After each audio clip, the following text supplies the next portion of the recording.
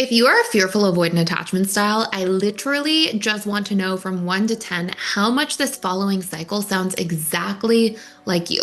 Because until you heal this cycle, which we'll talk about how to do it, you probably find yourself getting frustrated from relationship to relationship, often experiencing different blow-ups in relationships, or at least feeling like you're holding things in, and then being a little volatile or harsh or critical with your words, only to feel badly about it or regret it later. And literally the key to being able to have a healthy and thriving relationship, starting with the relationship to yourself, begins here. I'm going to take you through the Fearful Avoidant Attachment Style boundary cycle, and I want to know how much this sounds like you in literally each of these points.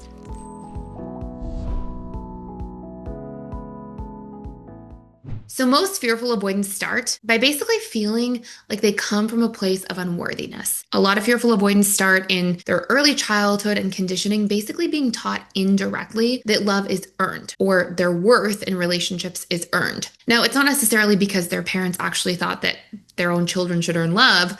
A lot of times it's because parents put this excessive pressure for the child to perform or achieve or take care of their emotions or their challenges or something of that nature. Essentially, fearful avoidants got conditioned to think, when I show up and do something for somebody, that's when I get love. But if they weren't doing something for somebody in some sort of way, they usually found themselves in dynamics where their parents' or family's problems were so much bigger than them that oftentimes they just felt not noticed or didn't really get their needs met for attention, connection, and presence or attunement from their caregivers. So we have these individuals who are fearful avoidant who grow up feeling like I have to earn my worth, I have to earn love in relationships, which this starts the cycle. This is like the pin drop of where you suddenly enter into the cycle. And you go into relationships as an adult as a result of this, over-giving, over-delivering, trying so hard, basically putting yourself out there so much to perform, achieve, show up perfectly in a connection. In other words, you put all this pressure on yourself to earn connection, earn your worth. And honestly, a lot of fearful avoidants basically think that they have to earn people staying with them. This causes them to overgive, and if you have an unworthiness core wound, which is very common for fearful avoidance, you naturally are also going to block yourself from receiving. So when people offer you help or support, or they are present with you, or they're trying to go out of their way, you may have a little bit of guilt in receiving. So pin drop is that you feel unworthy, causing you to overgive and underreceive. And this causes you to basically be on a one-track trajectory towards having one-way relationships. You're overgiving, you're under-receiving, you're basically blocking yourself from receiving. No wonder you start to feel burned out. And eventually, you trying to earn and achieve your worth in a relationship turns into resentment because you've been overgiving and under-receiving for a long time. And that resentment starts to build. And it builds slowly but surely and slowly but surely. And it keeps building and it keeps building. And eventually, fearful avoidants can no longer be on their best behavior. They're not in this overachieving, earn my worth kind of dynamic anymore because they're so riddled with resentment, frustration, and they usually make this dynamic when they start feeling like this, they make it mean that they're being taken advantage of. Now, the reality is that a lot of times, if people knew their needs, they would want to meet them. But fearful avoidants are not communicating their needs, and they're often actively blocking their needs from being met because they feel uncomfortable receiving. But if you follow the cycle so far, we have, I feel unworthy, so I overgive, I underreceive and block myself. Now I start to feel taken advantage of and resentful. And now I boil over. And at this point, you usually say something mean or something designed to push somebody away. It could be harsh, it could be critical. Maybe you find yourself sort of saying the last 7 things that somebody didn't do for you and all the ways you're pouring into them because you've been holding it and feeling like this, and now it's all coming out at once. And you'll do this and you'll feel some immediate relief. You'll be like, oh, I got that off my chest.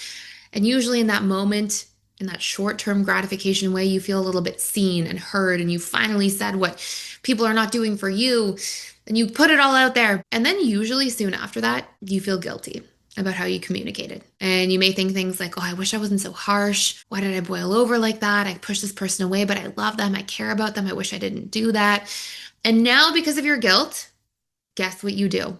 You go back to square one at trying to earn your worth again. You're like, I feel badly about my behavior. I should now go back to being, over intense in terms of trying to earn my worth, trying to earn love and connection. And the cycle repeats. So track this with me and I'm going to tell you what to do. Feel unworthy, so I overgive and underreceive. Then I start to eventually feel like, because I'm overgiving and underreceiving, I feel taken advantage of. and I feel a little bit resentful.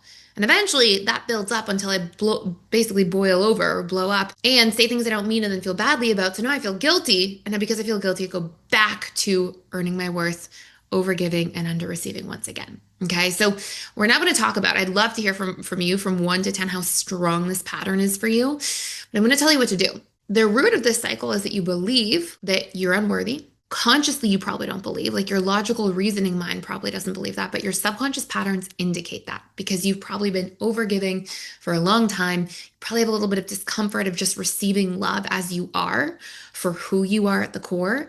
And you have to do some rewiring around those core wounds. Okay. I'm going to tell you 2 other things you have to do. Before we talk about what to do, I want to let you know if you want to go deeper into this topic, you can actually check out for free for 7 days our nervous system and somatic processing course. You'll definitely get through it in 7 days. It's like 2 hours of content, and it really helps you understand your nervous system and how it works and what state you're in and how to regulate at will. So it really goes deep into that. And with that, you actually get a gift, which is our self-love course that you get to keep for free for life that helps you rewire blocks at a subconscious level that are preventing you from having a harmonious, loving relationship to yourself. So you can check those out fully for free for a limited time down below. After you learn to rewire this fear of being unworthy all the time, this belief that you have, then what you're going to do is you're going to start practicing communicating your needs and do a little bit of what we call exposure work on receiving. So you're going to practice actively receiving from people, like taking things in, letting them actually give to you, and practice feeling how nice it feels to lean on people sometimes, to receive a compliment, receive them showing up for you in various ways.